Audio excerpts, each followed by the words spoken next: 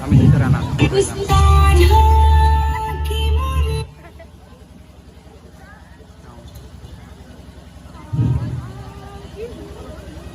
उसके बाद 62, 65 और 71 के युद्धों की लड़ाई में अपने सुहाग को गवा देने वाली औरतें जब उनके घर के हालात यूं हो जाया करते कि प्यार भी भरपूर गया, मांग का सिंदूर गया, नन्हे निहालों की लंगोटियां चली गई, छोटे छोटे बेटियों की चोटियां चली गई, बाप का कमाई गया, भाई का पढ़ाई गया, एक ऐसा विस्फोट हुआ पता ही नहीं चला, पूरे जिस्म की कई बोटियां चली गई, पूरे जिस्म की कई बोटियां चली गई।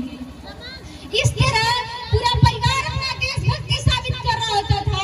तब देश बलिदान मांगता था, तब देश लड़ जाने को कहता था, तब देश मर जाने को, मिट जाने को, फांसी पर चढ़ जाने को कहता था।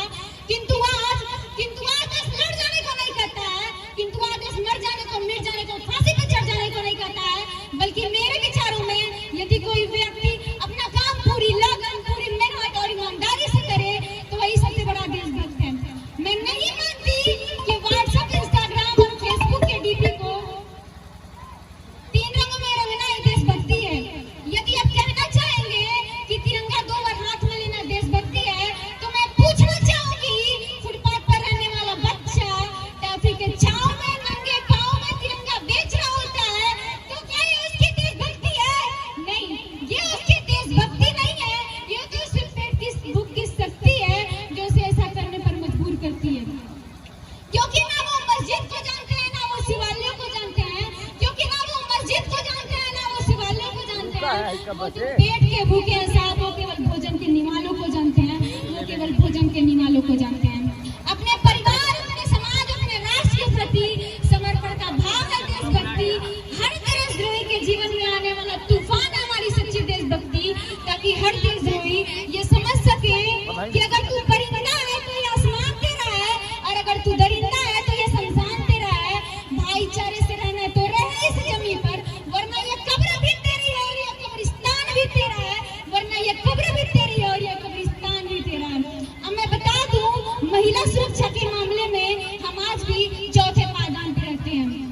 हम एक ऐसे समाज में रहते हैं जहाँ पत्थर के मूरत को लगता है 56 भोग, जहाँ पत्थर के मूरत को लगता है 56 भोग, और नंगे भूखे तड़पते सो जाते हैं लोग, नंगे भूखे तड़पते सो जाते हैं लोग। यही हमारा सच्चा देशभक्ति और यही हमारा राष्ट्र प्रेम कि ना सरकार मेरी है, ना रौब मेरा है, ना बड़ा सा नाम मेरा है, बस इतनी सी बात का गुरूर है मुझे कि मैं भारत की हूँ और ये भारत मेरा है, कि मैं भारत की हूँ और ये भारत मेरा है। परंतु एक बेचारी बीमारी जो हमारे समाज में मुझे हुए नजर आता है, कहा जाता है कि हम दुनिया के सबसे बड़े लोकतंत्र हैं, जहाँ हिंदू पैदा होते हैं, मुस्लिम पैदा होते हैं, सिख और ईसाई भी पैदा होते हैं, परंतु बदकिस्मती से आज इंसान पैदा नहीं होते, परंतु बदकिस्मती से आज इंसान पैदा नहीं होते। मेरे विचारों में न हिंदू की जरूरत है, न मुसलमान की जरूरत है। राष्ट्र निर्माण के लिए केवल एक सच्चे इंसान की जरूरत है, राष्ट्र निर्माण के लिए केवल एक सच्चे इंसान की जरूरत है। जरा सोचिए, ये पेड़ पौधे शाखाएं भी परेशान हो जाएं अगर परिंदे हिंदू और मुसलमान हो जाएं, अगर परिंदे हिंदू और मुसलमान हो जाएं। मेरे विचारों में हमारा राष्ट्र निर्माण तब संभव होगा जब देश में नारी जात की पूजा नहीं, नारी जात की इज्जत की जाएगी। स्वच्छ भारत अभियान में केवल सरकार नहीं, सड़क पर चलने वाला प्रत्येक व्यक्ति हाथ बटाएगा। हमारा राष्ट्र निर्माण तब संभव है जब एक गरीब बच्चा भोजन के लिए नहीं बल्कि ज्ञानार्जन के लिए सरकारी स्कूल की चौखट पर जाएगा, ज्ञानार्जन के लिए सरकारी स्कूल की चौखट पर जाएगा। I be an Indian, I be an student, I feel proud to be an Indian, I feel proud to be an Indian।